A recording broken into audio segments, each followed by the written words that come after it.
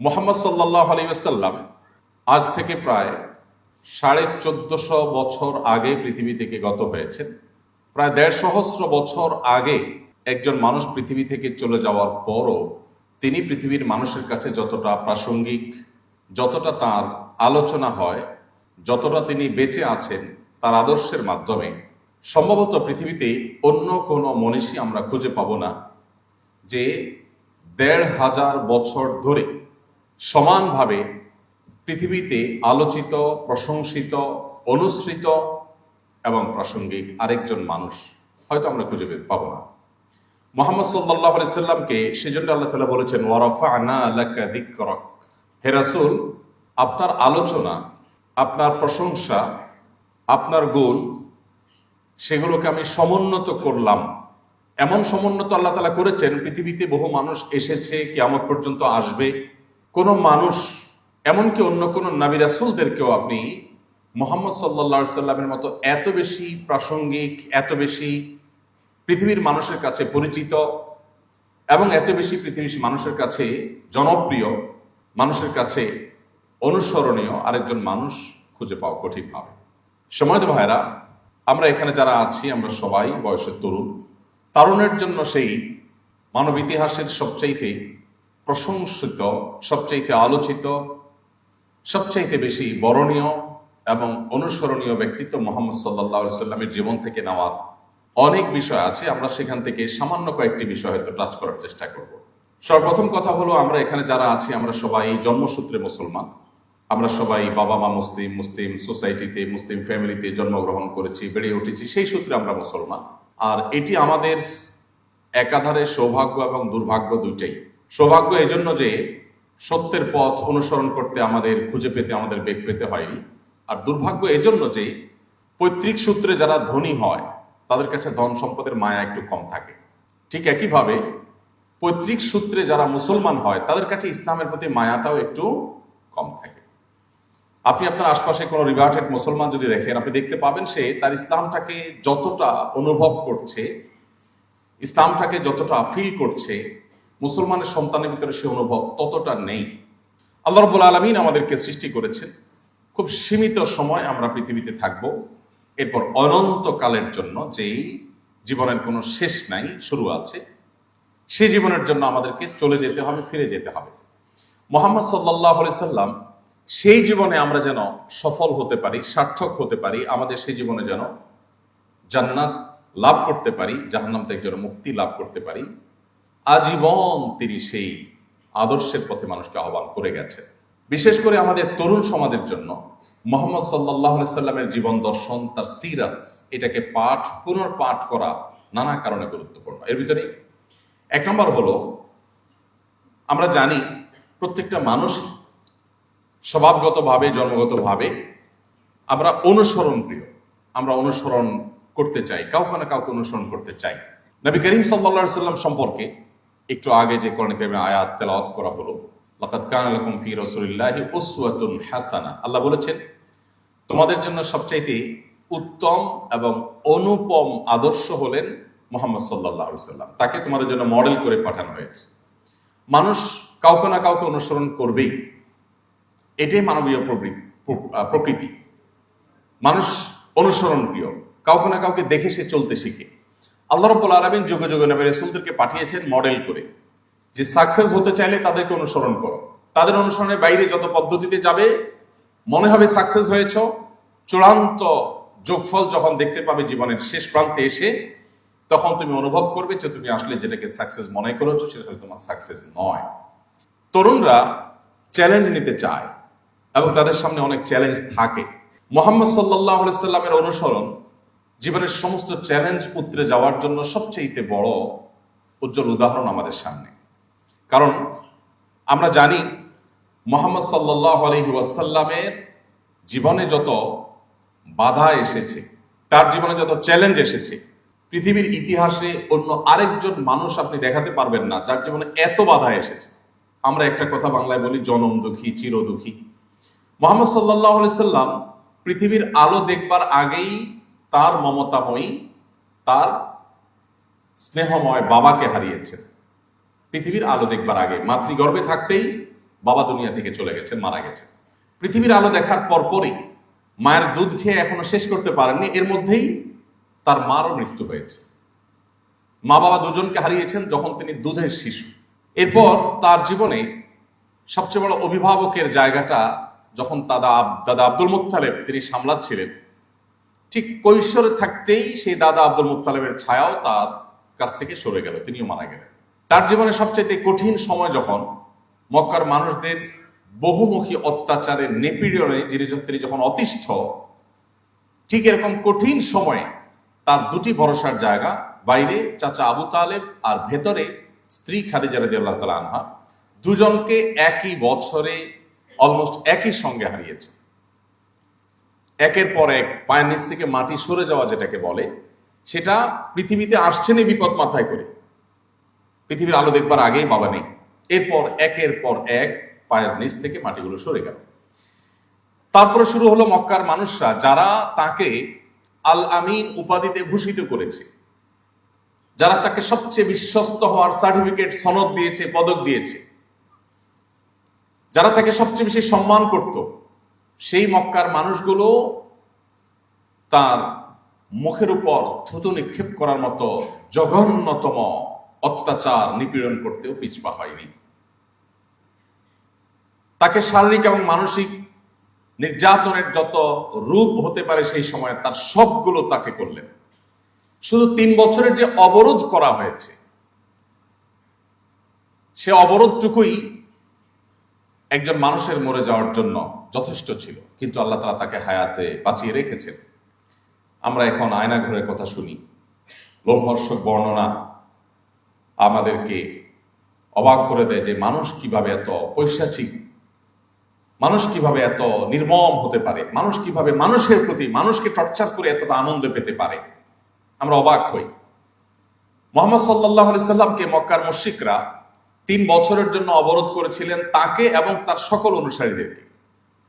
এটা 2025 সালের অবরোধ না, যে অবরোধ চলাকালেও মানুষ নিজের জীবন কোনোভাবে বাঁচিয়ে রাখতে পারে, ধারণ করতে পারে। এটা 1500 বছর আগের অবরোধ, যখন একটা সমাজের সব মানুষ যদি গুটিকতক মানুষের সাথে সব ধরনের সম্পর্ক, লেনদেন, এমনকি কথাবার্তা পর্যন্ত বন্ধ করে দেয়, কেনা বেচা সবকিছু বন্ধ করে দেয়, তাহলে তাদের বেঁচে থাকা কোনোভাবে সম্ভব নয়। সেই রকম একটা সমাজে নবী করিম সাল্লাল্লাহু আলাইহি সাল্লামের জীবনে দীর্ঘ সময়ের অবরোধে তিনি সাহাবীদের নিয়ে মানবেতর জীবন যাপন করেছেন। সাহাবায়ে কেরাম একটা সময় এসে গাছের পাতা, কোন বর্ণনাকারীরা বলছেন যে কোন পশু পাখির ছাল চামড়া শুকিয়ে গেলে গাছের পাতা, এগুলো খেয়ে তারা জীবন ধারণ করেছেন, কারণ কোনো খাবার ছিল না, তাদের কাছে গিয়ে কোনো খাবার বিক্রি করতো না। আর মক্কা সাধারণত খাদ্যশস্য অনেক বেশি উৎপাদন হতো না, মদিনায় হতো, বাইরে থেকে আমদানির উপর অনেকটা নির্ভর করতে হতো। এরকম একটা সমাজে কেউ বিক্রিও করতো না, কেউ কিনতও না, কোথাও ভ্রমণে যাবে কেউ সাথে নিত না, কেউ সঙ্গ দিত না। সেই সমাজ বাস্তবতায় এভাবে একটা মানুষ বেঁচে থাকা কঠিন। নবী সাল্লাল্লাহু আলাইহি সাল্লাম সেই সময়টা পার করলেন।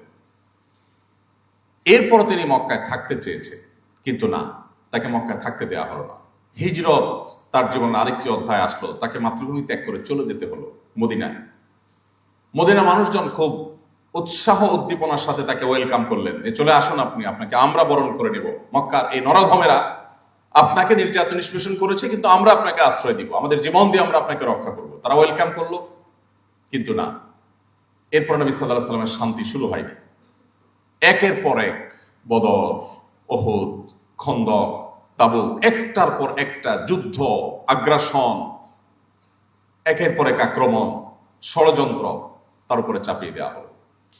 জীবনে এমন একটি রাতও পাওয়া মনে হয় কঠিন হবে, যে রাত নবী করিম সাল্লাল্লাহু আলাইহি সাল্লাম দুশ্চিন্তা মুক্ত ভাবে তিনি ঘুমোতে পেরেছেন। এরপর তার যে আর্থিক সঙ্গতি সেটা বা অন্যান্য দিক আছে, সেগুলো আমরা আলোচনা নাই করলাম।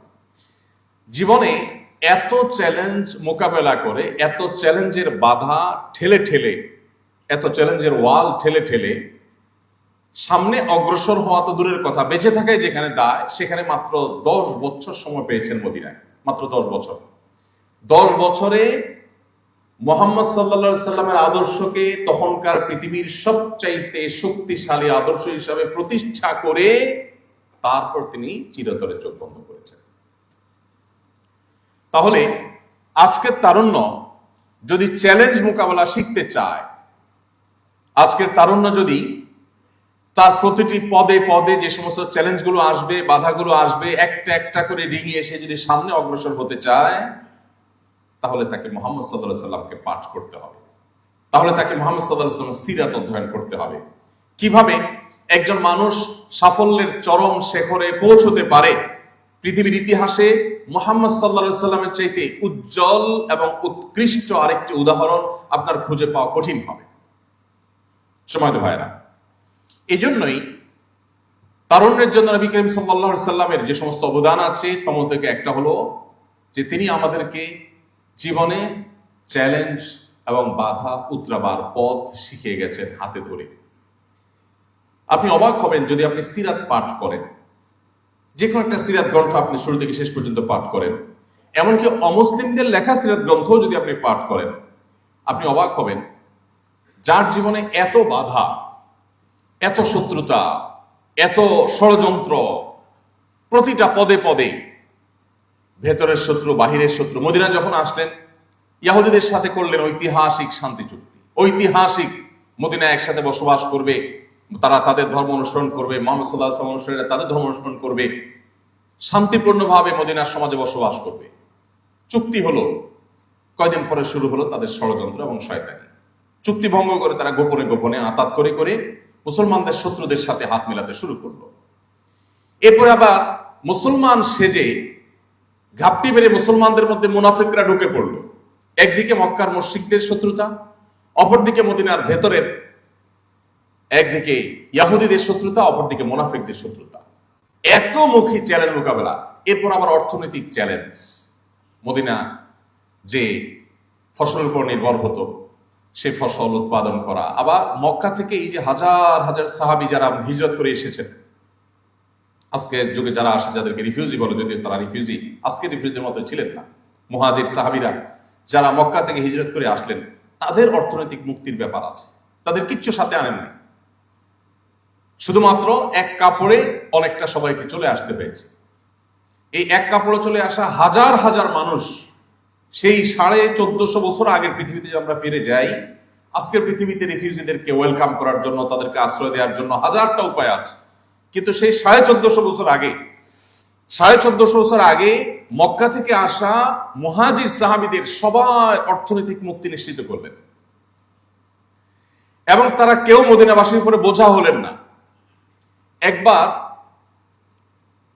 একজন মুহাজির, একজন আনসারী সাহাবী কোথাও কোনো কুয়া থেকে, কোনো কূপ থেকে পানি নিতে গিয়ে দুজনের মধ্যে বাদানুবাদ হলো।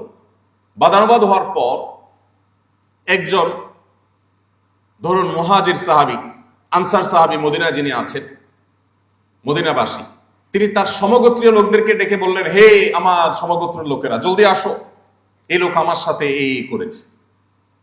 অর্থাৎ একটা যুদ্ধ, একটা সংঘর্ষ, একটা নিজেদের মধ্যে মারামারির একটা আহ্বান। নবী করিম সাল্লাল্লাহু আলাইহি ওয়াসাল্লামের কানে আওয়াজটা আসলে তিনি বললেন,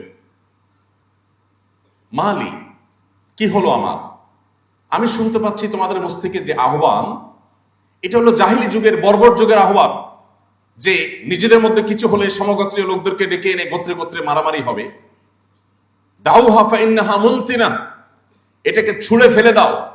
নিজেদের মধ্যে ভেদাভেদের কোনো আওয়াজ আমি শুনতে চাই না, এটা দুর্গন্ধযুক্ত, এটাকে নিক্ষেপ করে ফেলে দাও। এমন ঐক্যের প্রাচীর তিনি তৈরি করেছেন। আউস এবং খাজরাজ, আপনি যদি একেবারে মদিনার ইতিহাসের প্রাইমারি লেভেলের পড়াশোনাও আপনার থাকে, আপনি আউস খাজরাজের নাম অবশ্যই জানবেন। এবং খাজরাজ উভয় গোত্রের মধ্যে শত্রুতা যুগ যুগ ধরে চলে আসছে, বলা যায় শতাব্দী ধরে যেটা ধারণ করছে। বাবা মারা যাওয়ার সময়, আউস এবং খাজরাজ দুটি গোত্র, এক গোত্রের বাবা মারা যাওয়ার সময় ছেলেকে ওসিয়ত করে যেতেন, বাবা, খাজরাজ গোত্রের লোকদের বিরুদ্ধে যুদ্ধ আমি করেছি সারা জীবন, হয়তো রণাঙ্গনে মারা যাচ্ছে যুদ্ধ করতে করতে। সন্তানকে ওসিয়ত করে যেতেন যে বাবা, আমি তো পারলাম না যুদ্ধটা শেষ করতে, ওসিয়ত করে যাই তুমি যুদ্ধটা চালায় যাও। এদের বিরুদ্ধে যুদ্ধটা চালায় যাও। ওই ছেলে আবার বড় হয়ে সে আবার তার ছেলেকে সেম ওসিয়ত করত। এরকম দুটি গোত্রকে নবী করিম সাল্লাল্লাহু আলাইহি সাল্লামের বলিষ্ঠ নেতৃত্ব, তার লিডারশিপের কারণে তিনি তাদেরকে এক প্লেটে বসে খাইয়েছেন, সকল ভেদাভেদ মাটির সাথে ধুলোর সাথে মিশে একাকার করে দিয়েছেন। আল্লাহ কোরআনে সেই কথা বলেছেন, তোমরা স্মরণ করো সেই সময়ের কথা, ইয কুনতুম আ'দাআ ফাআল্লাফা বাইনা কুলুবিকুম, তোমরা যখন পরস্পর শত্রুতায় মত্ত ছিলে, তখন তোমাদের সেই শত্রুতা দূর করে তোমাদের মধ্যে ঐক্য, সম্প্রীতি, ভালোবাসা, সৌহার্দ্যের এক উজ্জ্বল উদাহরণ সৃষ্টি করেছিলেন মুহাম্মদ সাল্লাল্লাহু আলাইহি সাল্লাম। সেই কথা তোমরা স্মরণ করো।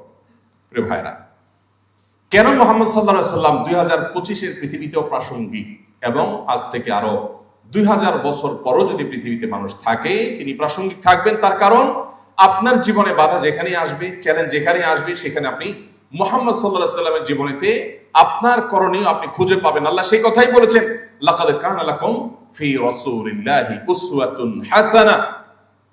আজ আমরা বাংলাদেশে মানুষ হিসাবে আমরা যে সমস্ত সংকট, যে সমস্ত সমস্যার মুখোমুখি, আপনি প্রতিটি সমস্যা, প্রতিটি সংকটকে মুহাম্মদ সাল্লাল্লাহু আলাইহি সাল্লামের আদর্শের কোষ্ঠী পাথর দিয়ে আপনি সমাধানের পথ আপনি আবিষ্কার করতে পারবেন, খুঁজতে পারবেন। কিভাবে তিনি ঐক্যবদ্ধ করেছেন, কিভাবে তিনি জাতিকে চ্যালেঞ্জ ওভারকাম করা শিখিয়েছেন।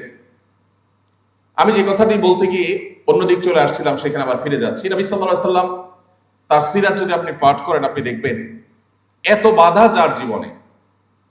আমি সে কথা বলতে গিয়ে, বাধা বলতে গিয়ে এদিকে এসেছিলাম ইহুদিদের বাধা, মুনাফিকদের বাধা, এই সকল বাধা, এত চ্যালেঞ্জ, এত টেনশন, এত পেরেশানি, এত দুশ্চিন্তা যার জীবনে, বাধার পাহাড় মাথা নিয়েই যার জন্ম, সেই ব্যক্তি, তার সম্পর্কে সাহাবীরা বলছেন, তার শিষ্যরা বলছেন, যারা তাকে দেখেছেন তারা বলেছেন যে তার দিকে যখনই তাকাতাম তিনি মুচকি হাসতেন। এত বাধা, এত টেনশন, এত পেরেশানি, এত শত্রুতা যার ব্যাপারে, সেই লোকটা তার দিকে তাকিয়ে কখনো এমন হয়নি যে তিনি গোমড়া মুখে আছেন, সবসময় তিনি হাসি মুখে থাকতেন।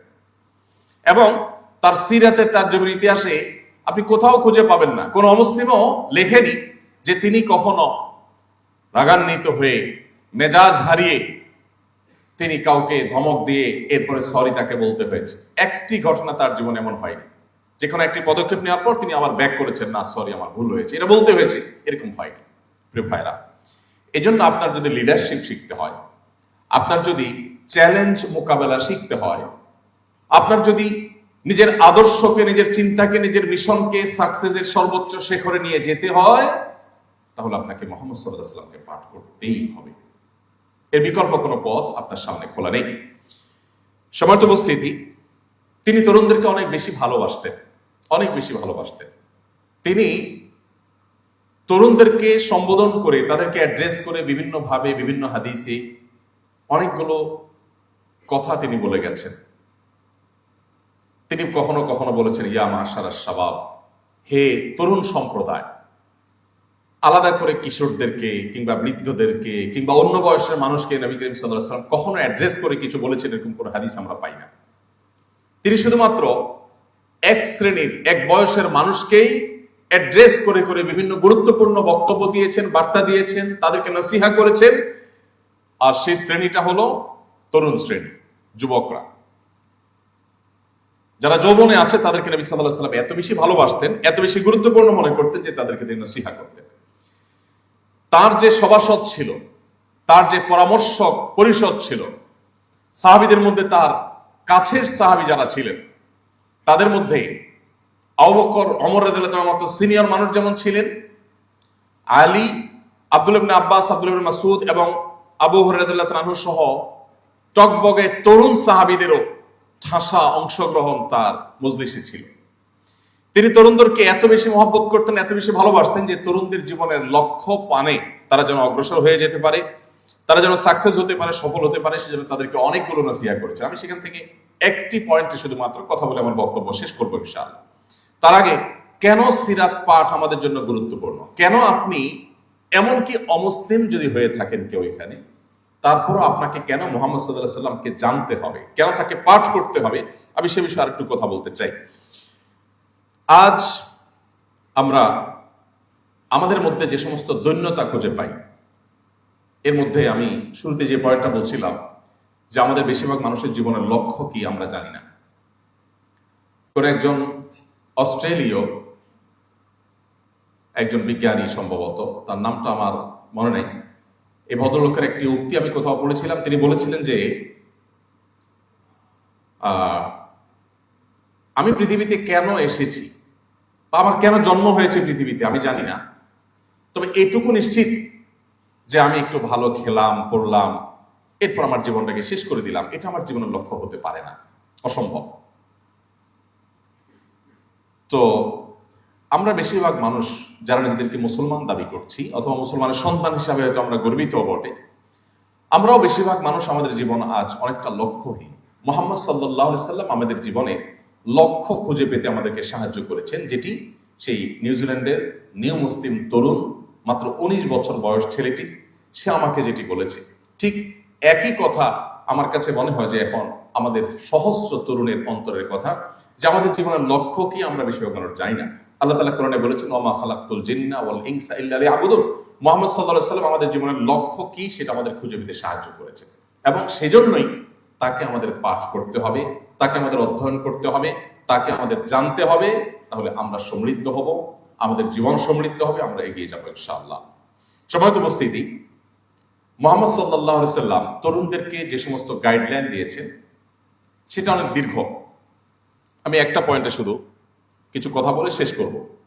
মুহাম্মদ সাল্লাল্লাহু আলাইহি সাল্লাম তরুণদেরকে তাদের জীবনে চরিত্রের হেফাজত এবং সংরক্ষণ করবার ব্যাপারে বিশেষভাবে গুরুত্ব আরোপ করেছেন। তিনি যে 2-3টি সম্বোধন বা 2-3টি অ্যাড্রেস করেছেন তরুণদেরকে উদ্দেশ্য করে, তার একটি ছিল এই রিলেটেড। তিনি বলেছেন, ইয়া মা'আশারাশ শাবাব, হে তরুণ সম্প্রদায়েরা, মান ইসতাতাআ মিনকুমুল বাআতা ফালইয়াতাযাওয়াজ, তোমাদের কেউ বিবাহ করবার সামর্থ্য যদি সে অর্জন করে ফেলে তাহলে আর বিলম্ব না করে সে যেন বিবাহ করে ফেলে। ওমান লাম ইয়াস্তাতি, যে ব্যক্তি সেটা করতে না পারে, ফাআলাইহি বিসসাওম, সে যেন রোজা রাখে। কেন? তার নিজেকে নিয়ন্ত্রণ করবার জন্য। আজ আমাদের সামনে গোটা পৃথিবীতে ভোগবাদ এটা এমন ভাবে আষ্টে পৃষ্ঠে আমাদেরকে বেঁধে ফেলেছে যে আমাদের জীবনের লক্ষ্য যেন ভোগ ছাড়ার কিছু নেই। মুহাম্মদ সাল্লাল্লাহু আলাইহি সাল্লামের পুরো জীবন অ্যানালাইসিস করলে আপনি তার জিস্ট খুঁজে পাবেন যে তিনি আমাদেরকে আসলে ত্যাগের শিক্ষা দিয়েছেন এবং ত্যাগের জন্য উদ্বুদ্ধ করেছেন, বিশেষ করে তরুণদেরকে। আপনারা ইসলাম বিশ্ববিদ্যালয় কুষ্টিয়ার প্রফেসর ডক্টর খন্দকার আব্দুল্লাহ জাহাঙ্গীর ভাইয়ের নাম হয়তো শুনে থাকবেন। অনেক বছর আগে তিনি রোড অ্যাক্সিডেন্টে মারা গেছেন। ডক্টর আব্দুল্লাহ জাহাঙ্গীর রহমাহুল্লাহ একটি কথা বলতেন, সেই কথাটি হলো, তিনি বলতেন যে যেই জিনিসটা সৃষ্টিগতভাবে, জন্মগতভাবে, মূলগতভাবে যে জিনিসটা প্রমোটেড, সেটাকে যদি আরো প্রমোশন করা হয় তাহলে সেটা দুর্ঘটনায় পড়া নিশ্চিত। যে জিনিসটা আগে থেকে প্রমোটেড বা সৃষ্টিগতভাবে প্রমোটেড, সেটাকে প্রমোট আর করতে হয় না, ওইটাকে কন্ট্রোল করতে হয়। আর ইসলাম এই কন্ট্রোলের কথাই বলেছে। গোটা পৃথিবী দেখবেন যে সব ক্ষেত্রে দেখবেন তরুণদেরকে ভোগের কথা বলে, সবাইকে ভোগের কথা বলে, কেউ কন্ট্রোল করার কথা বলে না। ইসলাম আপনাকে কন্ট্রোল করার কথা বলবে। মুহাম্মদ সাল্লাল্লাহু আলাইহি সাল্লাম আপনাকে কন্ট্রোল করার কথা বলেছেন, যে আপনি নিজেকে নিয়ন্ত্রণ কিভাবে করবেন, নিয়ন্ত্রণ কেন করবেন, সেই জিনিসটা তিনি বুঝিয়েছেন এবং সারা জীবন তিনি এটার প্রতি আহ্বান করেছেন। একটা গাড়ি 80 কিংবা 100 স্পিডে এমনি চলছে, এটা প্রমোটেড, এমনি গতি সম্পন্ন। তাকে যদি পেছন থেকে আবার ধাক্কা দেওয়া হয় অথবা সামনে থেকে কোনো কিছু দিয়ে জোরে টান দেওয়া হয় তাহলে এই গাড়ি অ্যাক্সিডেন্ট করবে নিশ্চিত। একটা প্রচন্ড গতিসম্পন্ন গাড়ির গতিকে নিয়ন্ত্রণ করতে হয়, এটাকে ধাক্কা দিতে হয় না। আল্লাহ রাব্বুল আলামিন সৃষ্টিগতভাবে আমাদের প্রত্যেককে এমন ভাবে তৈরি করেছেন যে একটা বয়সের নির্দিষ্ট সীমায় পৌঁছার পর আমাদের শরীরে যৌন আকাঙ্ক্ষা জাগ্রত হবে, এটা দিয়েই আল্লাহ তাআলা সৃষ্টি করেছেন।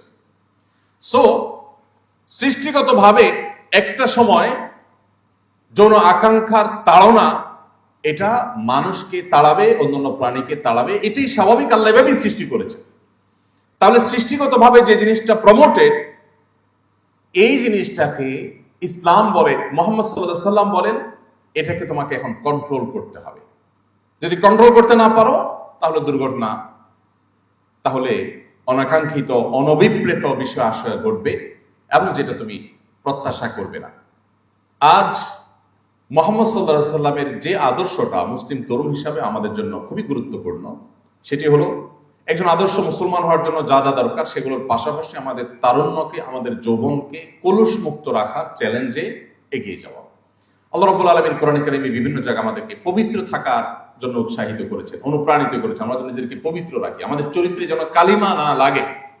দেখুন, পৃথিবীর যে সমস্ত দেশগুলো ওপেন কালচারের দেশ, বিশেষ করে সেক্সুয়াল ইস্যুগুলোতে যারা ওপেন কালচারে বিশ্বাসী, সে সমস্ত দেশগুলোতে তরুণদের তাদের যে মনস্তত্ত্ব, তাদের যে মানসিক যে অবস্থা, সেটার উপরে যদি আপনি একটু সাদাসিধে টাইপের কোনো সার্ভে করেন, একেবারে একাডেমিক এবং ডিপ সিস্টেমিক্যাল কোনো সার্ভে নাও করেন, আপনি একটু খোঁজ খবর যদি নেন, তাও আপনি দেখতে পাবেন যে তারা যা খুশি তা করতে পারে, কিন্তু এরপরেও তাদের মানসিক শান্তিটা নেই। তারা কেউ সুখী না, তারা কেউ ভেতর থেকে হ্যাপি না, তারা প্রচন্ড ডিপ্রেসড। এবং সে সমস্ত দেশগুলোতে তরুণদের মধ্যে আত্মহত্যার প্রবণতা অন্য বয়স্ক মানুষের চাইতে আরো বেশি, ভাইরাস তাদের ভোগের সব উপকরণ আছে। মুহাম্মদ সাল্লাল্লাহু আলাইহি সাল্লাম তিনি বলেছেন, তোমরা জাহান্নামমুখী অভিযাত্রায় একের পর এক ঝাঁপ দিয়ে পড়ছো, তোমরা অদৃশ্যের জগৎ সম্পর্কে জানো না, সেজন্য তোমরা এমন পথে যাচ্ছ যে পথের শেষ ঠিকানা জাহান্নাম। তিনি বলেছেন, ওয়া আনা আখিযু বিহুজাজিকুম মিনান নার, আমি তোমাদের কোমর ধরে ধরে জাহান্নাম থেকে বাঁচাবার জন্য সংগ্রাম করছি, চেষ্টা করছি। এটাই নবী সাল্লাল্লাহু আলাইহি সাল্লাম তাকে শিক্ষা দিয়েছেন। প্রিয় ভাইরা, তরুণদেরকে সেজন্য নবী করিম সাল্লাল্লাহু আলাইহি সাল্লাম আদর্শবান, চরিত্রবান, তাদের চরিত্র সংরক্ষণকারী হওয়ার জন্য তিনি উৎসাহিত করেছেন, অনুপ্রাণিত করেছেন। আমাদের সামনে এটা অনেক বড় একটা চ্যালেঞ্জের বিষয়। এই যুগে কোন তরুণ 5 ওয়াক্ত নামাজ পড়ছে, অথবা সে মাশাআল্লাহ লম্বা দাড়ি রেখেছে, কোন তরুণী হিজাব করেন অথবা 5 ওয়াক্ত নামাজ পড়েন, এই জিনিসগুলো যত গুরুত্বপূর্ণ, তার চরিত্রকে কোন প্রকার কালিমা কলুষ থেকে, হারাম রিলেশন থেকে মুক্ত রাখাটা কোনো কোনো ক্ষেত্রে এগুলোর চাইতে বেশি গুরুত্বপূর্ণ হয়ে ওঠে। মুহাম্মদ সাল্লাল্লাহু আলাইহি সাল্লাম এই আহ্বানটা আপনাদেরকে, আমাদেরকে, তরুণদেরকে করে গেছেন। আপনি যদি কোরআনে কারিমে সূরা ইউসুফ খোলেন, কোরআনের সবচেয়ে দীর্ঘতম সূরাগুলোর মধ্যে থেকে একটা, আপনি এই শিক্ষা পাবেন। ইউসুফ আলাইহিস সালাম তার জীবনে একটি হারাম রিলেশনের অফার এসেছিল, তিনি সেটাকে কিভাবে মোকাবেলা করেছেন, কিভাবে সেটাকে ডিনাই করেছেন, ডিনাই করার ফলে তার উপরে কি কি নির্যাতনের স্টিম রোলার নেমে এসেছে, তাকে বন্দিত্ব বরণ করতে হয়েছে, দীর্ঘদিন জেল জীবনে কাটাতে হয়েছে, এরপরে তিনি তার চরিত্র বিসর্জন দিতে প্রস্তুত হন নাই। কোরআন কারীমে আল্লাহ তাআলা সেই ঘটনা উল্লেখ করেছেন আমাদের তারুণ্যের চরিত্রকে হেফাজত করবার জন্য। দেখুন, মুসলিম তরুণদের সবচাইতে বড় অস্ত্র বলতে পারি, সবচাইতে বড় সংগ্রামের জায়গা বলতে পারি, যদি মুসলিম তরুণ তার তারুণ্যকে হারাম এবং অবৈধ রিলেশন থেকে বাঁচাতে পারে, এটাও তার সবচাইতে বড় সাফল্যের জায়গা। কেন?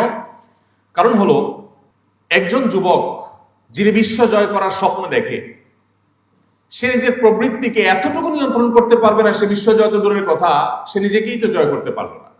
এজন্য মুহাম্মদ সাল্লাল্লাহু আলাইহি সাল্লাম আমাদের চরিত্রকে হেফাজত করবার জন্য বিভিন্নভাবে উৎসাহিত করে বলেছেন। তিনি বলেছেন, মাইয়াদমান লি মা বাইনা লিহইহি ওয়া মা বাইনা রিজলাইহি আদমান লাহুল জান্নাহ, তোমাদের মধ্যে কেউ যদি তার মুখের এবং তার সম্ভ্রমের, লজ্জাস্থানের, ইজ্জতের হেফাজত করবার দায়িত্ব নেয়, যে তার এই দুটি বিষয়কে সে নিয়ন্ত্রণ করবে, আল্লাহর অবাধ্যতার পথে সে পরিচালিত করবে না, এই গ্যারান্টি যদি কেউ দিতে পারে, এই দায়িত্ব যদি কেউ নিজের বেলা নিজে নিতে পারে, এবং এই চ্যালেঞ্জ নিয়ে যদি কেউ চ্যালেঞ্জে জয়ী হতে পারে, নবীজি বলেছেন, আমি তার জান্নাতের গ্যারান্টি দিলাম, আমি তার জান্নাতের দায়িত্ব নিলাম, যদি সে তার নিজের এই চরিত্রকে হেফাজত করবার দায়িত্ব নেয়।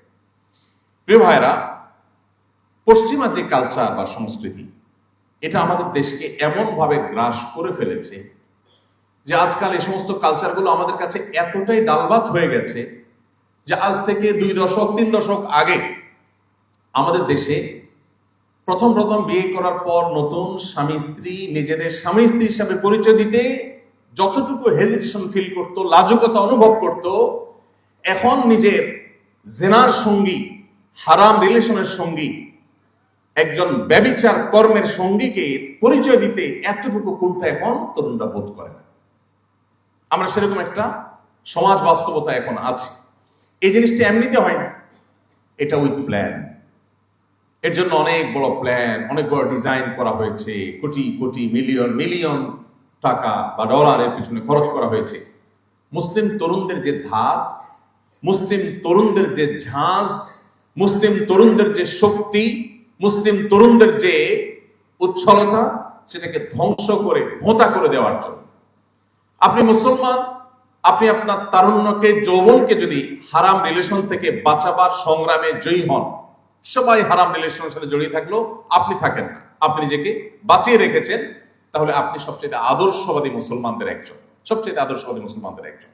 প্রিয় ভাইরা আমার, এই চ্যালেঞ্জটা, এটা আমাদের মোকাবেলা করা শিখতে হবে। আমি একটি কথা বিনয়ের সাথে আপনাদেরকে বলতে চাই, আপনারা বিশ্ববিদ্যালয়ের শিক্ষার্থী, আমার শ্রদ্ধেয় শিক্ষকবৃন্দ এখানে আছেন অনেকেই।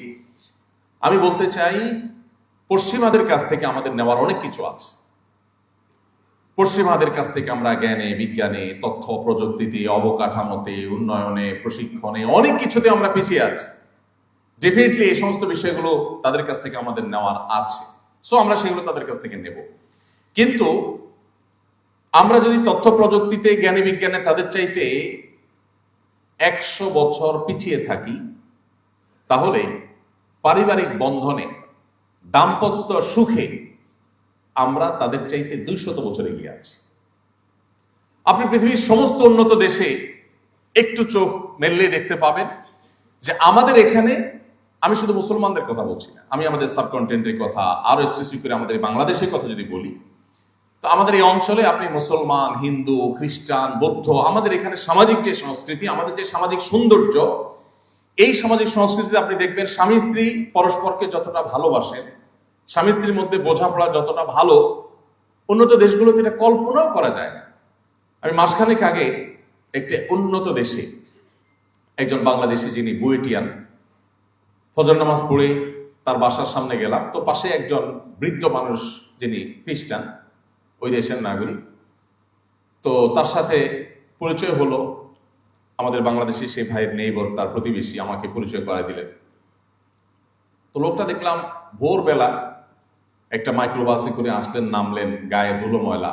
আমি জিজ্ঞেস করলাম, এত ভোরে, আমরা ফজর পড়ে আসলাম, আর উনি এই টাইমে আসেন কোত্থেকে? বললেন যে সে কোনো কাজ থেকে আসছে, কাজে গেছে, রাজমিস্ত্রি টাইপ কোনো কাজ টাজ করে। তো আমাকে ভদ্রলোক, বাংলাদেশি ভদ্রলোক বললেন যে আমার পাশে এই ভদ্রলোক আছে, আজকে এই বাসায় তিনি 20 বছর বসবাস করেন, তার কোনো ফ্যামিলি মেম্বার নাই, তিনি একা থাকেন, বয়স 65-70 এরকম কাছাকাছি হবে। এরকম একজন বৃদ্ধ মানুষ, তিনি বসবাস করছেন একা একা, তার বাসায় কোনো মানুষজন নেই, নিজে রান্না বাড়া করেন, নিজে কাজ করেন, নিজে খান, পড়েন। তো আমাকে ওই বাংলাদেশি ভাই বললেন যে এই যে লোকটা একাকি থাকে, তার বাসায় একটা রাইফেল আছে, লাইসেন্সওয়ালা, আমি সবসময় ভয়ে থাকি কখন সে আত্মহত্যা করে, এবং তাকে আমি প্রায় সময় পাহারা দিই, এবং তাকে বলি, খবরদার, তুমি কিন্তু একজন খ্রিস্টান, তুমি গডে বিশ্বাস করো, সো তুমি কিন্তু আত্মহত্যা করতে পারো না, ইত্যাদি আমি তাকে সবসময় বোঝানোর চেষ্টা করি। তো আমি কৌতূহলী হয়ে জিজ্ঞেস করলাম, আচ্ছা, লোকটার ফ্যামিলি কোনো সদস্য নাই, একা একা, বুড়ো মানুষ, 20 বছর এখানে এভাবে, এটা কিভাবে সম্ভব? আমাদের বাংলাদেশে এটা তো কল্পনাও করা যাবে না। মুসলমান তো বটেই, হিন্দু, খ্রিস্টান, বৌদ্ধ, বাংলাদেশে আমরা যারাই বসবাস করি, আমাদের এখানকার কালচার এটা তো কল্পনাও করা যায় না যে একজন বৃদ্ধ মানুষ একা একা 20 বছর একটা করে কাটায়, এবং 60-65-70 বছর বয়সে রাজমিস্ত্রি কাজ করে এসে ভোরবেলা এসে সে রান্না বাড়া করে তারপর খাওয়া দাওয়া করবে, এটা আমরা চিন্তাও করতে পারি না। বলেন তো কাহিনী কি? তখন আমাকে সে ভদ্রলোক বললেন যে তারা তো আসলে পরিবার ব্যবস্থাপনা তাদের এমনটাই ভেঙে পড়েছে যে কেউ কারোর সাথে থাকবে, এটা তাদের জন্য অলমোস্ট অসম্ভবের মতো। কেন আরেকজনের সাথে থাকবে? সে স্বাধীন, বিয়ে করবে, বিয়ে করলে সে ফেঁসে যাবে। কারণ যদি বিচ্ছেদ হয়, বিয়ে যদি 3 বছর লাস্টিং হয়, বিচ্ছেদ হয়ে গেলে, এটা প্রায় বেশিরভাগ উন্নত দেশেরই আইন একরকমই, যে সম্পদের অর্ধেক তাকে দিয়ে দিতে হবে। তো বাবা এত কষ্ট করে তার সম্পদের অর্ধেক দিয়ে লাভ কি? আর বোঝাপড়া তো কারোর সাথে কারোর বোঝাপড়া নেই, এত বেশি স্বাধীন তারা যে স্ত্রীরও কয়েকটা করে বয়ফ্রেন্ড আছে, আর ওই পুরুষ লোকটারা কয়েকটা করে, স্ত্রীরও কয়েকটা করে বয়ফ্রেন্ড আছে, আর স্বামী লোকটারা কয়েকটা করে গার্লফ্রেন্ড আছে। কিচ্ছু বলার নাই, স্বাধীন। দেখুন, গোটা পৃথিবী আপনাকে বলবে তুমি একজনের সাথে রিলেশনে আছো, বৈবাহিক সম্পর্ক হোক আর হারাম সম্পর্ক হোক, একজনের সাথে তুমি সম্পর্কে আছো, এই অবস্থায় তুমি আরেকজনের সাথে সম্পর্ক করতে পারো না। সব সমাজ এটাকে খারাপ ভাবে দেখে। কেন খারাপভাবে দেখে পড়েন? কি যুক্তি আছে? একজন মানুষ তো স্বাধীন, তিনি কারোর সাথে রিলেশনে আছেন, স্বামী বা স্ত্রী, অথবা অবৈধ বিবাহ বহির্ভূত সম্পর্ক আছে, একই সময়ে তিনি অন্য আরেকজনের সাথে যদি সম্পর্ক রাখেন তলে তলে, এটাকে পৃথিবীর সব সমাজ খারাপ মনে করে, অপরাধ মনে করে। কেন? কারণ মনে করা হয় যে তাহলে জীবন সঙ্গী বা যার সাথে এখন তিনি আছেন তার সে সঙ্গী বা সঙ্গিনীর সাথে প্রতারণা করা হয়, এই জন্য, তাই না? ইসলাম এর চাইতে আরো এক কাঠি এগিয়ে। কিভাবে?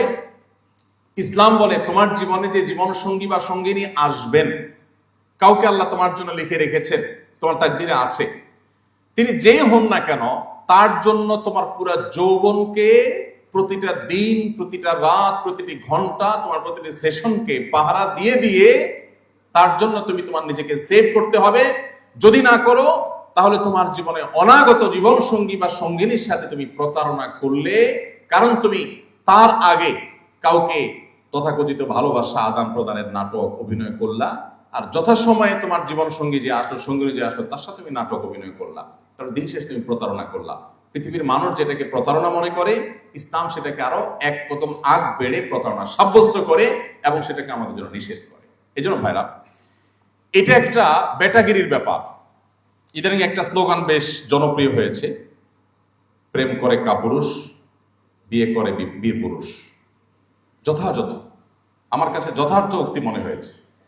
চুরি চুপটামি, পলাপলি, অলিগলিতে, চিপা চাপায়, হোটেলের বেঞ্চে, এগুলো কি? এ তো কাপুরুষের কাজ। বীর পুরুষের মতো নবী করিম সাল্লাল্লাহু আলাইহি ওয়াসাল্লাম বলেছেন, আলিনু হাদান নিকাহ ফাইন্নাহু নিকাহ ওয়া লাইসা বিসিফাহ।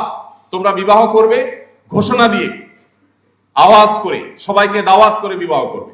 আমার কাছে প্রায় সময় চিরকুট আসে যে হুজুর পালিয়ে বিয়ে করা যাবে কিনা। আমি বলি, এটা কোনো কথা? পলাপলি করবে তো চোর ছিনতাইকারী, ডাকাত পলাপলি করবে।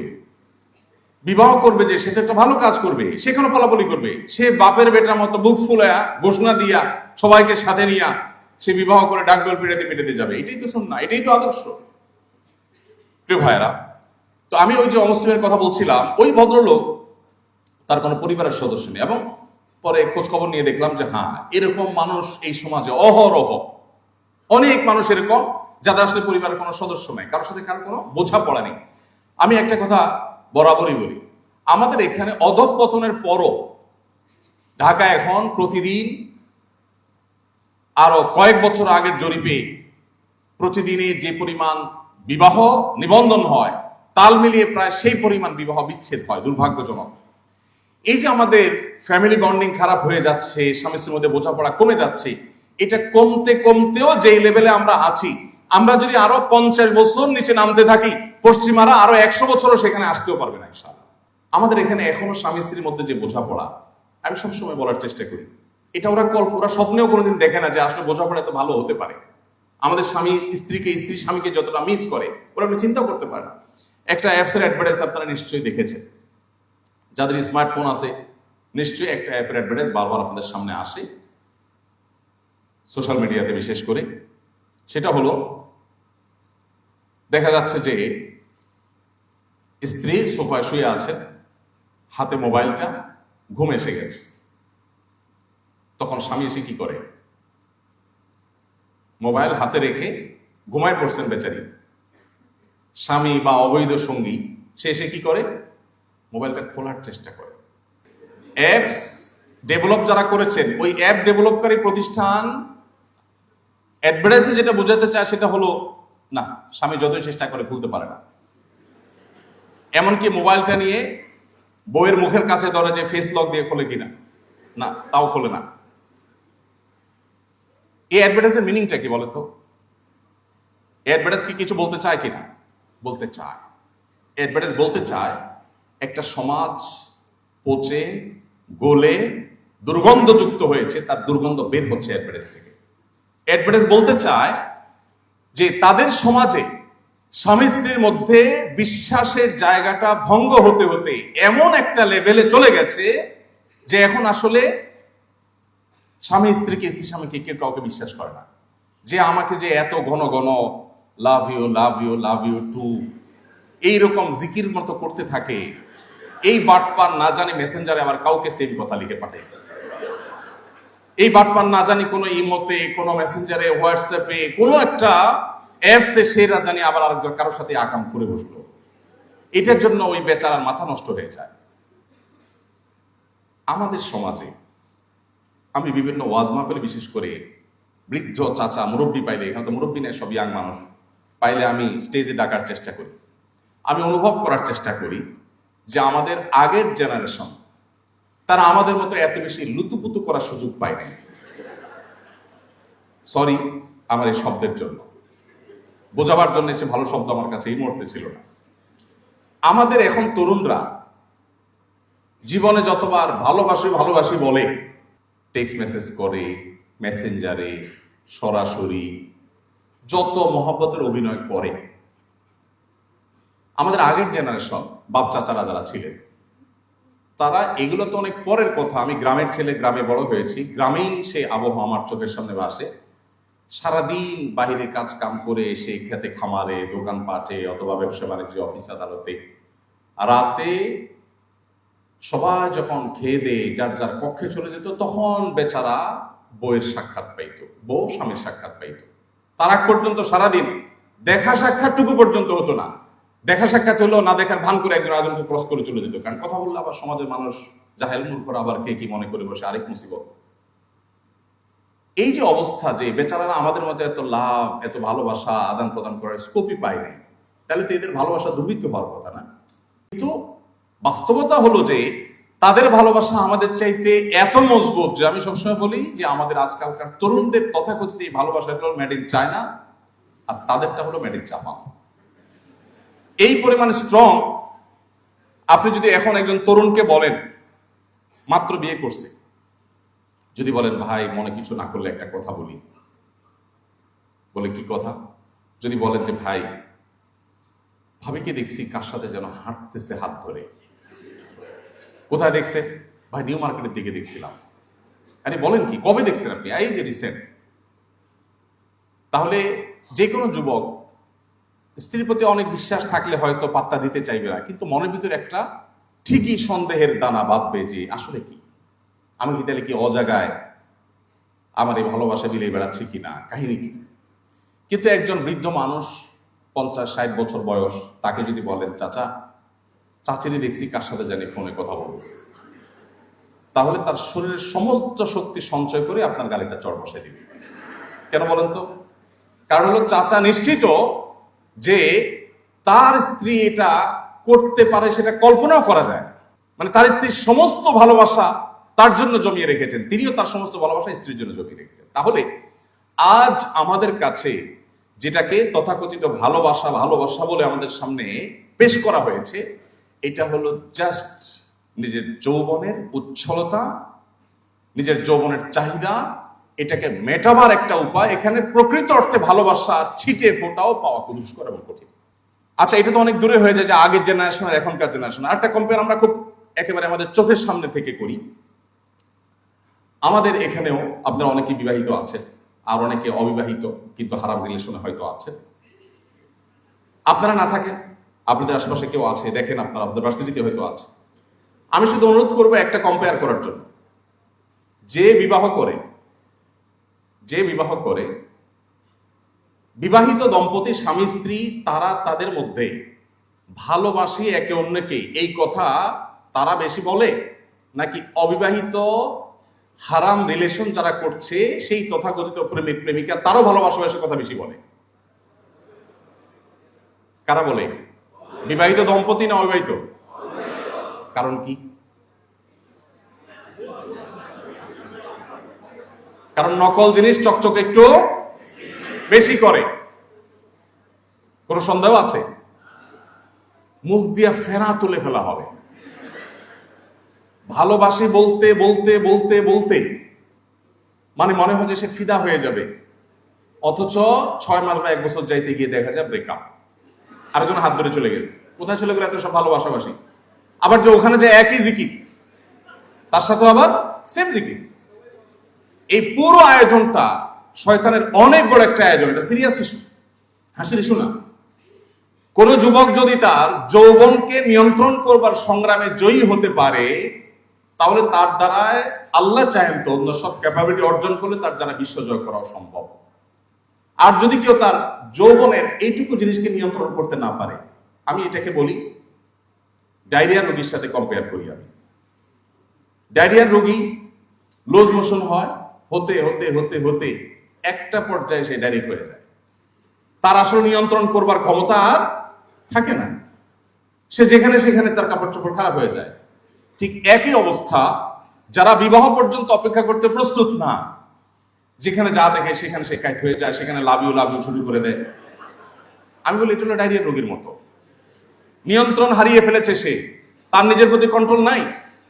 আল্লাহ রাব্বুল আলামিন আমাদেরকে এমন একটা দিন দিয়েছেন যে দিন আমাদেরকে সবসময় কন্ট্রোল করার ট্রেনিং দেয়। কন্ট্রোল, আল্লাহ বলেছেন কুল্লিল মুমিনিনা ইয়াগুদ্দু মিন আবসারিহিম ওয়া ইয়াহফাযু ফুরুজাহুম। ভার্সিটিতে পড়েন, ছাত্ররা ছাত্রীরা তাদের চোখের সামনে হারাম বহু দৃশ্য এসে পড়ে, নিজেকে নিয়ন্ত্রণ করা কঠিন হয়ে যায়। আল্লাহ বলেছেন হে ঈমানদার, নারী এবং পুরুষ আলাদা আলাদা অ্যাড্রেস করে আল্লাহ বলেছেন। প্রথম পুরুষদেরকে বলেছেন, এরপর নারীদেরকে বলেছেন তোমরা তোমাদের দৃষ্টিকে সংযত রাখবে, অবনত করবে, কন্ট্রোল করবে।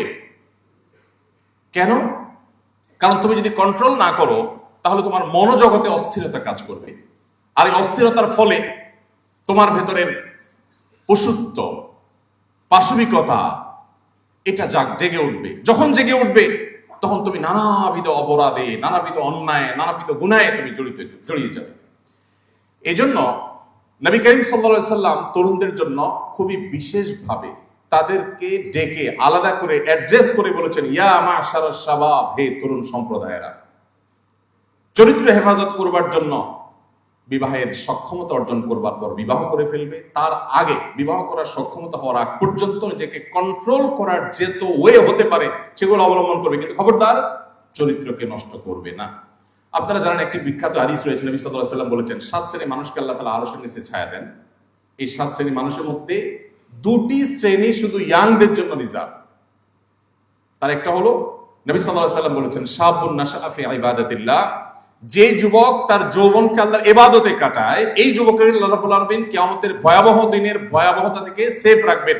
যখন নবী রাসূলরাও পেরেশান থাকবেন এরকম একটা দিনে যেই যুবক তার যৌবন বয়সে নামাজ কালাম পড়েছে, ভালো কাজ করেছে, নেক কাজ করেছে, আল্লাহর বাধ্যগত থেকেছে, হারাম কাজে যায় নাই, আল্লাহ তাআলা এই যুবককে পুরস্কার স্বরূপ জান্নাত কিয়ামতের ভয়াবহতম দিনে তার আরশের নিচে বিশেষভাবে আল্লাহ তাআলা ছায়া দিবেন এবং ভিআইপি প্যান্ডেলে রাখবেন। দ্বিতীয়ত হলো নবী সাল্লাল্লাহু আলাইহি ওয়াসাল্লাম বলেছেন রাজুলুন দাআতহু ইমরাআতুন যাতু মানসাবিন ওয়া জামাল। কোন পুরুষকে যখন কোন নারী বা কোন নারীকে কোন পুরুষ বিপরীত দিক থেকে হতে পারে কোন হারাম অফার করেছে, রিলেশনের অফার করেছে, এবং সে যে অফার করেছে সে সম্ভ্রান্ত রূপ, গুণ, বৈশিষ্ট্য এবং তার প্রতি আকৃষ্ট হওয়ার সব কারণগুলো থাকা সত্ত্বেও তিনি সেটাকে ডিনাই করে বলেছেন ইন্নী আখাফুল্লাহ, আমি আল্লাহকে ভয় করি। নবী সাল্লাল্লাহু আলাইহি ওয়াসাল্লাম বলেছেন এতটুকু বুকের পাটায় যদি বল কারোর থাকে, এতটুকু যদি কন্ট্রোলিং পাওয়ার থাকে, এতটুকু যদি নিয়ন্ত্রণ করবার ক্ষমতা থাকে নিজের প্রতি নিজের, নবীজি বলেছেন এই ব্যক্তিকে আল্লাহ রাব্বুল আলামিন আরশের নিচে ভিআইপি প্যান্ডেলে ছায়া দান করবেন। প্রিয় ভাইরা আমার, কোরআন কারীমের 18 নম্বর পারার প্রথম সূরা সূরা মুমিনুনের শুরুর দিকে আল্লাহ তাআলা সফল এবং সার্থক ঈমানদারদের কয়েকটি বৈশিষ্ট্য বলেছেন, বলে শেষে বলেছেন উলাইহিকাল ওয়ারিসুন আল্লাযীনা ইয়ারিসুনাল ফিরদাউস ওয়া হুম ফিহা খালিদুন। এই বৈশিষ্ট্যের মানুষগুলো জান্নাতি হবে এবং তারা চিরকাল থাকবে। তাদের মধ্য থেকে একটা হলো ওয়াল্লাযীনা হুম লিফুরুজিহিম হাফিজুন, যারা তাদের চরিত্রকে হেফাজত করবে। আমি আপনাদেরকে প্রিয় নবী সাল্লাল্লাহু আলাইহি সাল্লামের একটি উদাত্ত আহ্বানের কথা স্মরণ করিয়ে দিয়ে শেষ করতে চাই। তিনি আপনাদেরকে অর্থাৎ তরুণদেরকে তাদের তারুণ্যকে সকল কলুষ, সকল নোংরামি, সকল অবৈধ সম্পর্ক থেকে বাঁচাবার জন্য তিনি আহ্বান করেছেন। আপনাদেরকে আলাদা অ্যাড্রেস করে বলে গেছেন, কারণ আমাদের এই যৌবনকে যদি আমরা হারাম পথে পরিচালিত করি তাহলে আর যা হোক দাম্পত্য জীবনের সুখ শান্তি আল্লাহ তাআলা আমাদের জন্য হারাম করে দিবে। আমরা সবাই বাংলা একটা প্রবাদ জানি, হারামে আরাম নাই, কিন্তু এটা আমরা বাস্তব ক্ষেত্রে খুব বেশি প্র্যাকটিস করি না। আমি আপনাদের উদাত্ত আহ্বান রাখতে চাই, আল্লাহর জন্য সকল প্রকার হারাম সম্পর্ক থেকে বেরিয়ে আসার সংকল্প করবেন। যারা আল্লাহ তাআলার রহমতে সেফ আছেন তারা নিজেদের চরিত্রকে ধরে রাখার হেফাজত করবার, এটাকে সংরক্ষণ করবার সংগ্রামে এগিয়ে যাবেন। এবং পশ্চিমা সংস্কৃতিকে যারা এদেশে তরুণদের মধ্যে ঢুকিয়ে দিতে চায়, তাদের এই দুর্বিষিদ্ধের সম্পর্কে আপনাদেরকে ওয়াকিফাল হতে হবে, সচেতন হতে হবে, সতর্ক হতে হবে, সমাজকে সতর্ক করতে হবে। এটা শুধুমাত্র আমাদের ধর্মীয় বিষয় যে তাই নয়, ধর্মীয় বিষয়ের পাশাপাশি এটা আমাদের কালচারাল ইস্যু। এটা এই মাটির, এই মানুষের, এদেশের কালচার, সংস্কৃতি। এদেশে মানুষ বৈবাহিক সম্পর্কে বিশ্বাসী, সেটা হিন্দু হোক, সেটা মুসলিম হোক, সেটা খ্রিস্টান হোক, সেটা অন্য ধর্মাবলম্বী হোক। অতএব ভিনদেশীদের কাছ থেকে আমাদের নেওয়ার অনেক কিছু আছে, সেটা না নিয়ে আমরা তাদের কাছ থেকে বস্তা পচা সস্তায় সমস্ত সংস্কৃতি যদি নেই, তার পরিণতি কি হতে পারে? এটা ওই যে বৃদ্ধ 20 বছর যিনি ফ্যামিলি ছাড়া জীবন কাটিয়ে দিয়েছেন, এরকম শত সহস্র বৃদ্ধ আপনি দেখতে পাবেন। আপনি যদি বাইরে ট্রাভেল করে নিশ্চয়ই দেখবেন অনেক মহিলা 70, 80, 85 বছর বয়স একা একা ট্রাভেল করছে, কেউ নাই তার সাথে। পরিবার ব্যবস্থাপনা ভেঙে খান খান হয়ে গেছে, টুকরো টুকরো হয়ে গেছে। যারা বিবাহ করেছেন তারা জানেন, সারাদিন যত কষ্ট করেন, পরিশ্রম করেন, দিন শেষে আপনি বাসায় যাবেন, আপনার ফ্যামিলির কাছে যাবেন, স্ত্রী আছে, মা বাবা আছেন, ভাই বোন আছেন, সন্তান সন্ততি আছেন। এই চিত্র, এই দৃশ্যগুলো যখন চোখের সামনে ফুটে ওঠে, সারাদিনের কষ্ট মুহূর্তের মধ্যে আমরা ভুলে যেতে পারি। যারা এই পরিবার ব্যবস্থাপনার এই সুফল, এই দুনিয়ার জান্নাত, পরিবারের সুখ সমৃদ্ধি, এটা যারা পায়নি বা যারা হারিয়ে ফেলেছে, তাদের মধ্যে দেখবেন সুখের সমস্ত উপকরণ থাকা সত্ত্বেও তাদের রাস্তাগুলো আমাদের চাইতে অনেক বেশি চকচকা, অনেক বেশি ফ্রেশ, পরিবেশ অনেক বেশি সুন্দর। তাদের যে পথঘাট, তাদের যে নেচার, সেটা আমাদের চাইতে অনেক সুন্দর হওয়া সত্ত্বেও তারা সুখী নয়, তারা ডিপ্রেসড, তারা আত্মহত্যা প্রবণ, তাদের সংসার শেষ, তাদের দাম্পত্য জীবন শেষ, তাদের পরিবার ব্যবস্থা শেষ। এই জন্য আল্লাহর ওয়াস্তে আমাদের বিবাহ বহির্ভূত সম্পর্ককে না বলার মতো ঈমানি শক্তি আমাদের থাকতে হবে। আর এটা যদি না হয়, তাহলে আমি ভালো মুসলিম যেমন হতে পারবো না, ঠিক তেমনি ভাবে আমি সুখী মানুষও হতে পারবো না। আমি আবারও বলি, একটা বিবাহিত দম্পতি তারা নিজেদের মধ্যে ভালোবাসাবাসির খুব বেশি জিগির না তুললেও তারা যতটা সুখে থাকে, একটি অবিবাহিত কপতি বা অবিবাহিত বিবাহ বহির্ভূত সম্পর্ককারী একজন যুবক যুবতী, তারা ভালোবাসাবাসির যত নাটক অভিনয় করুক না কেন, দিন শেষে এই তথাকথিত ভালোবাসার যে গান লেখা হয়, গাওয়া হয়, এইসব গানগুলোর খোলাসা, নির্যাস, সার সংক্ষেপ দেখবেন একটাই বেরিয়ে, জ্বলে গেলাম, পুড়ে গেলাম, শেষ হয়ে গেলাম, বাঁচাতে পারবে না কেউ। ওটা আসলে শেষ হয়ে গেছে, ওর জীবনটা আসলে জীবন্ত জাহান্নাম হয়ে গেছে। আমি সবসময় বলি, ভালোবাসা এটা হলো সফট ড্রিঙ্কসের ঝাঁজের মতো। একবার খুলে ফেলছেন, ঝাঁজ চলে গেছে, এরপর যত টাইট দেন আর ফ্রিজে রাখেন, আগের ঝাঁজ আর কখনো ফিরে পাবেন না।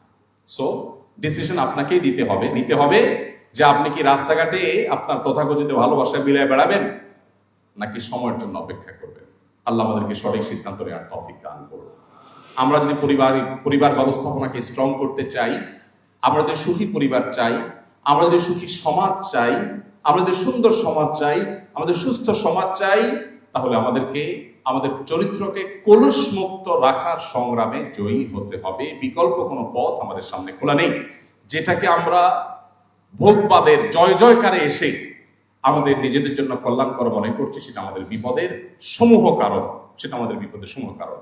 দেখুন, বিবাহ বহির্ভূত সম্পর্কে যে পরিমাণ প্রতারণা হয়, আমরা সহজ বাংলা যেটাকে বলি ছ্যাঁকা খাওয়া, যে পরিমাণ ছ্যাঁকা খাওয়া খায়ের ব্যাপার হয়, বৈবাহিক সম্পর্কে যে হয় না তা না, কিন্তু আপনি যদি কম্পেয়ার করেন, তাহলে 100টা বিবাহিত দম্পতি আর 100টা হারাম রিলেশনকারী কপতি, এই দুয়ের মধ্যে বিবাহিত দম্পতি, তাদের মধ্যে আপনি দেখবেন হয়তো 5টা অমানুষ স্বামী স্ত্রীর উপরে টর্চার করে এসে হয়তো তলে তলে আরেকজনের হাত ধরে চলে গেছে, বিচ্ছেদ হয়েছে, অথবা বিপরীত দিক থেকে হয়তো কোনো মহিলা, তিনি তার দিক থেকে হয়তো অপরাধ হয়েছে।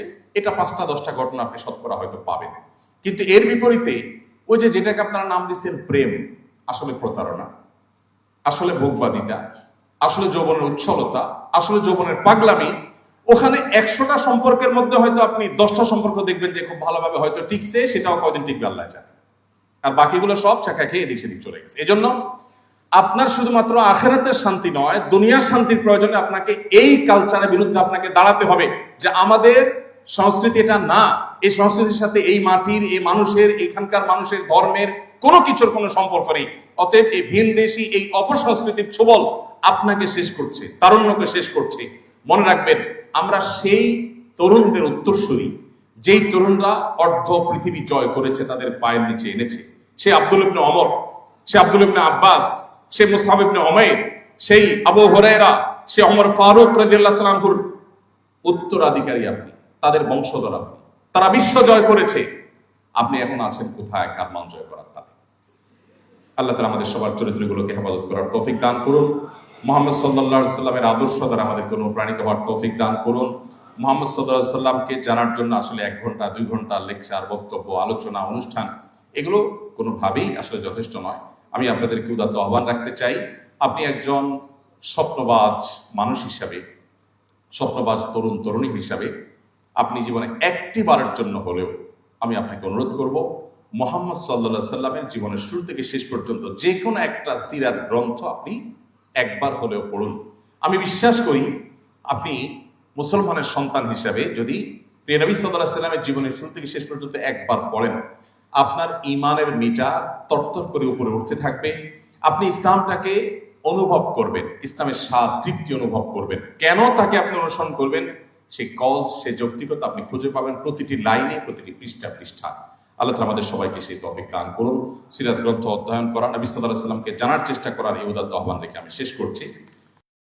আস-সুন্নাহ ফাউন্ডেশন, উম্মার স্বার্থে সুন্নাহর সাথে।